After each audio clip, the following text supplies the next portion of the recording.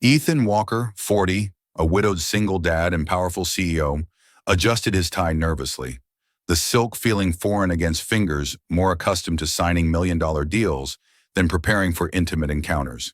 He wasn't here for love, just covering for a friend's blind date, a favor that felt increasingly foolish with each passing minute.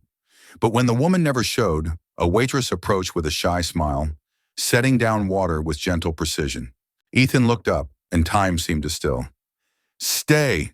This touching story will take you where you least expect." Ethan Walker commanded boardrooms with the quiet authority of someone born to lead, but tonight he felt like an imposter in his own expensive suit.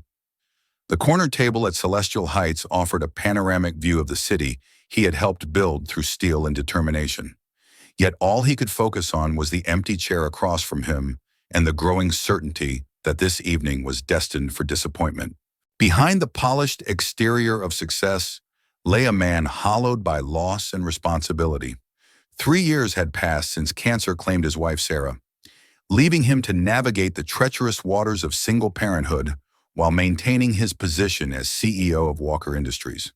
His days blurred together in a relentless cycle of board meetings and bedtime stories, corporate strategies and homework help. Each role demanding perfection he struggled to deliver. 12-year-old Noah had become both his anchor and his greatest source of guilt. The boy possessed Sarah's warm smile and her gift for finding joy in simple moments. But Ethan saw the questions in his son's eyes during their hurried dinners, the longing for more time that corporate demands rarely allowed. Every late meeting felt like a betrayal, every business trip another failure in the endless juggling act of modern fatherhood. Marcus Chen, his oldest friend and chief legal counsel, had practically ambushed him in the office that afternoon. "Please, Ethan," Marcus had pleaded, genuine desperation creeping into his usually composed voice. "Jennifer's flying in from Portland specifically for this date. I can't just leave her sitting alone because I caught this damn flu. You're the only person I trust to represent me properly." Choneduam. The request had felt absurd, a successful CEO playing stand-in for his sick friend's romantic life. But Marcus rarely asked for personal favors. Ethan had agreed with the resigned grace of someone accustomed to solving other people's problems, even when those problems fell far outside his expertise. Hours passed with agonizing slowness. The restaurant's ambient lighting grew more romantic as evening deepened, making his solitude increasingly conspicuous.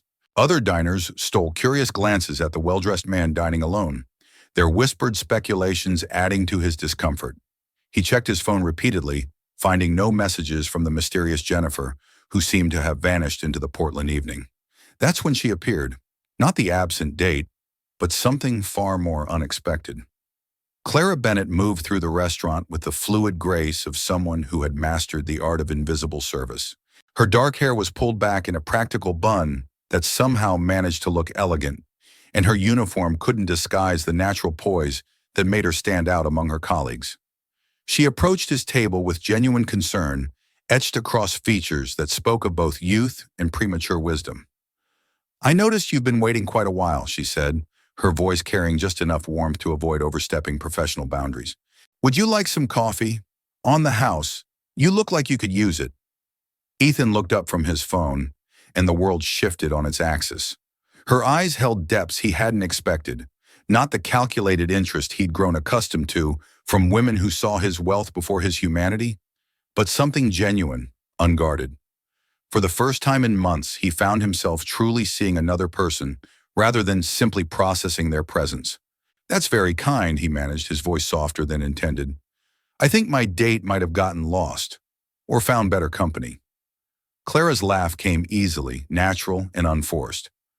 "Her loss," she said, then blushed as if surprised by her own boldness. "I mean, coffee coming right up." As she walked away, Ethan realized he was smiling for the first time all evening. Days passed, but the memory of Clara's genuine kindness lingered in Ethan's thoughts like morning light, filtering through Venetian blinds. During board meetings, he found himself distracted by the remembrance of her easy laughter. While reviewing quarterly reports, his mind drifted to the way she had moved through the restaurant with purposeful grace, treating every patron with equal dignity, regardless of their apparent wealth or status. Against his better judgment, and certainly against the advice his pragmatic mind offered, he returned to Celestial Heights the following Thursday. This time, he came alone. No friend's emergency to justify his presence, no professional excuse to mask his true motivation. Clara spotted him immediately as he settled into the same corner table, her expression shifting from surprise to something warmer, more welcoming. She approached with that same gentle confidence, but now familiarity colored their interaction with possibilities that hadn't existed during their first encounter. The same table? She teased, setting down a menu he hadn't requested. Either you really love our view, or you're hoping your mysterious date might show up fashionably late. Actually, Ethan found himself saying, the honesty surprising him, I was hoping to see you again. The admission hung between them, vulnerable and unguarded. Clara's cheeks flushed pink, but she didn't retreat or deflect with professional distance. Instead, she slid into the chair across from him with the kind of bold move that suggested she felt the same inexplicable pull. I get off in an hour, she said quietly. If you can wait that long, maybe we could talk without me having to worry about other tables. Those 60 minutes stretched like years, but when Clara finally joined him, now dressed in jeans and a simple sweater that somehow made her more beautiful than any designer dress could, the conversation flowed with the ease of old friends rather than new acquaintances. She told him about her life in fragments that painted a picture of quiet heroism. After her parents died in a car accident 2 years earlier, she had become guardian to her two younger siblings, Emma, 16, and Michael, 14, while simultaneously working double shifts and taking night classes toward her teaching degree. Her days began before dawn and ended well past midnight, a schedule that made Ethan's corporate demands seem almost leisurely by comparison. Some nights I fall asleep doing homework at the kitchen table, she confessed, stirring her coffee with absent precision. Emma finds me there in the morning and covers me with a blanket. She's more mature than most adults I know. Ethan recognized the exhaustion in her voice, the bone-deep weariness that came from carrying responsibilities too large for one person to shoulder alone. It mirrored his own experience of single parenthood, the constant juggling act between duty and desire, between what his dependents needed and what he could realistically provide. I understand that feeling, he said, his own walls lowering in response to her vulnerability. My son Noah, he's 12. Sometimes I catch him watching me work late into the night, and I know he's wondering when I became the dad who's always tired, always distracted. The admission surprised him with its rawness. He rarely discussed his personal struggles, even with close friends. Professional success demanded the appearance of effortless control, but something about Clara's presence invited honesty over performance. They talked until the restaurant began its closing routine around them, sharing stories that revealed the hidden costs of their respective responsibilities. Ethan spoke of Sarah for the first time since her funeral, without feeling the familiar tightness in his chest, describing the woman who had been his partner in every sense until cancer stole their future. Clara listened without offering empty platitudes or advice, simply holding space for his grief with the intuitive understanding of someone who had experienced profound loss. The following week, fate orchestrated a meeting between Clara and Noah when she arrived at Ethan's office to return papers he had accidentally left at the restaurant. The boy was there for their weekly lunch date, slouched in the reception area with the practiced patience of someone accustomed to waiting for busy adults. The connection between them was immediate and electric. Clara knelt to Noah's eye level and asked about the book he was reading, a science fiction novel about time travel. And within minutes, they were deep in animated discussion about parallel universes and the philosophical implications of changing the past. Watching them together, Ethan felt something shift in his chest, a warmth he hadn't experienced since Sarah's death. Noah's face lit up with genuine enthusiasm, the kind of joy that had become increasingly rare as grief and routine dulled the bright edges of childhood wonder. She's different, Dad, Noah said later as they walked to their car. She actually listens, like really listens, not the way adults usually do. That evening, as Ethan tucked his son into bed, Noah asked the question that would change everything. Do you think Mom would want you to be happy again? Keep watching, because when Ethan's world collides with Clara's, love will face its biggest test. The photograph appeared on Business Weekly's gossip blog on a Tuesday morning, grainy and taken from a distance but unmistakably damning. Ethan Walker, CEO of Walker Industries, sharing what appeared to be an intimate dinner with an unidentified young woman at an upscale restaurant. The caption read, "Power Player's New Romance," followed by speculation that made his stomach turn with its casual cruelty. By Wednesday, the whispers had reached the boardroom. Board members who had once respected his judgment now exchanged meaningful glances when they thought he wasn't looking. Richard Ashford, the silver-haired chairman whose approval had once seemed unshakable, requested a private meeting that felt more like an intervention than a business discussion. "Ethan, we need to discuss this situation," Richard began, his voice carrying the carefully modulated tone reserved for addressing problematic children. "The board is concerned about appearances. Walker Industries has built its reputation on stability, traditional values. This association with a service worker raises questions about your judgment." The words hit like physical blows, each syllable designed to diminish not just his relationship with Clara, but Clara herself. "Her name is Clara Bennett," Ethan replied, his voice deadly quiet, "and she's worth more than anyone in this room." The board's disapproval manifested in increasingly hostile ways. Invitations to exclusive events came with subtle suggestions that he attend alone. Key clients suddenly requested meetings at times that conflicted with his personal commitments. The message was clear: conform to their expectations or face professional consequences. Meanwhile, Clara faced her own battlefield. Restaurant patrons who had once treated her with polite indifference now scrutinized her every move, their conversations turning pointed when she approached their tables. She overheard whispered speculations about gold digging and social climbing, accusations that burned more deeply because they attacked her integrity, the one thing poverty couldn't touch. "Maybe she's not as innocent as she looks," one customer said, loud enough for Clara to hear as she cleared nearby tables. These waitresses know how to play the sympathy card.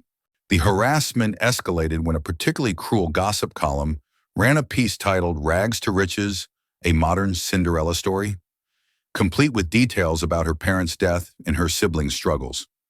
Private pain became public entertainment, their family's tragedy reduced to a convenient narrative about opportunistic romance. Clara's siblings felt the backlash at school. Emma came home with red eyes after classmates teased her about her sister catching a rich man. Michael got into a fight defending Clara's honor and came home with a black eye in detention. The guilt Clara felt for dragging her family into the spotlight was crushing. "I don't want to be your weakness," Clara told Ethan during a late-night phone call, her voice thick with tears she'd been fighting all day. "Your business, your son's future. I can't be the reason you lose everything you've worked for." "You're not my weakness," Ethan replied fiercely. "You're my strength. Without you, I'm just going through the motions of living." But the pressure continued to mount. The final confrontation came when Noah, normally resilient and wise beyond his years, broke down after overhearing a conversation between Ethan and his assistant about potentially relocating Clara to avoid further scrutiny. "Dad, are you going to leave her because of what people say?" Noah asked, his 12-year-old voice carrying the weight of someone who had already lost too much. "Because if you do, you're not the man Mom thought you were." The question shattered something inside Ethan's chest. His son's words carried the clarity that adult complications had obscured. This wasn't about business or social expectations or maintaining appearances. This was about choosing between the easy path of conformity and the harder road of authentic love. The next morning, Ethan called an emergency board meeting. He stood at the head of the mahogany table where he had made countless decisions that affected thousands of employees and millions in revenue. But this time he spoke not as a CEO, but as a man who had finally remembered his own worth. "Gentlemen," he began, his voice carrying absolute certainty, "you hired me for results, not for who I love. Under my leadership, this company has seen record profits for 3 consecutive years. My personal life has never interfered with my professional performance, and it never will."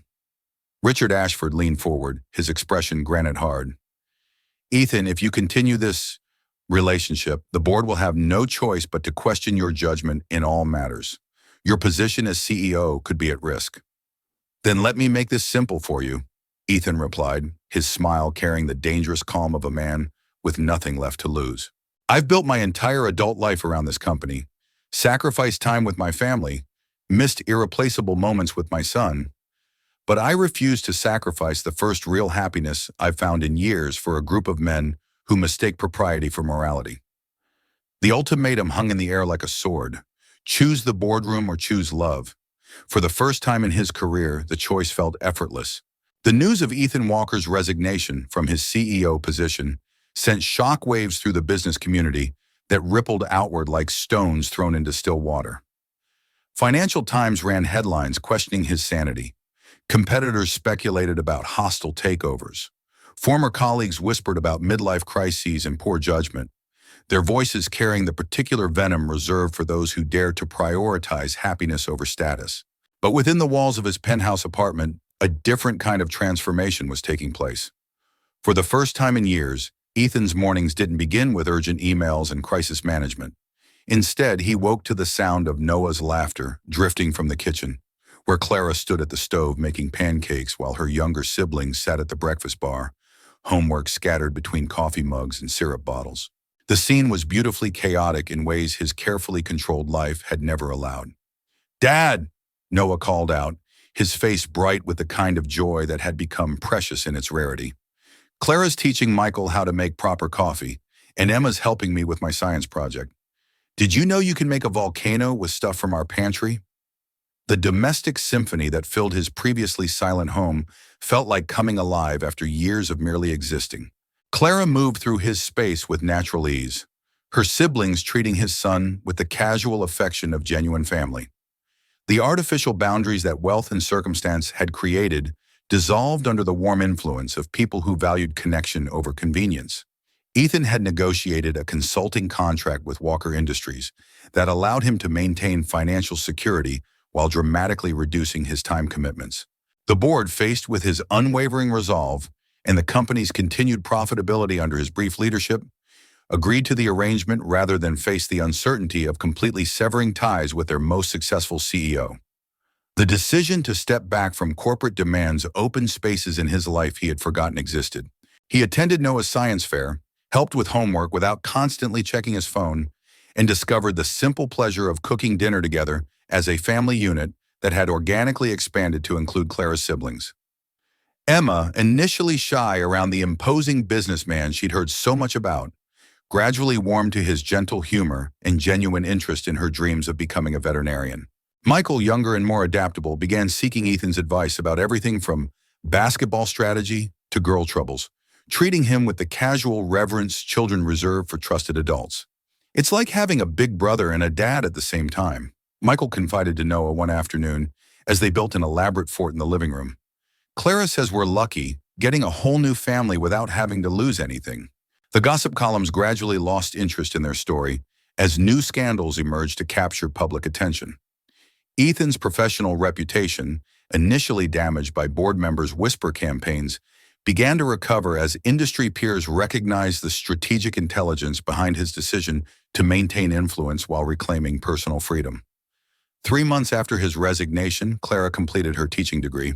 The small graduation ceremony held special significance not just for her academic achievement, but for the family that had gathered to celebrate her success. Ethan sat in the audience between Noah and Emma, watching the woman he loved receive recognition for years of sacrifice and determination, feeling pride that had nothing to do with business achievements or financial markers. That evening, as they celebrated at home with takeout Chinese food and store-bought cake, Noah made an announcement that surprised no one, but still brought tears to several adult eyes.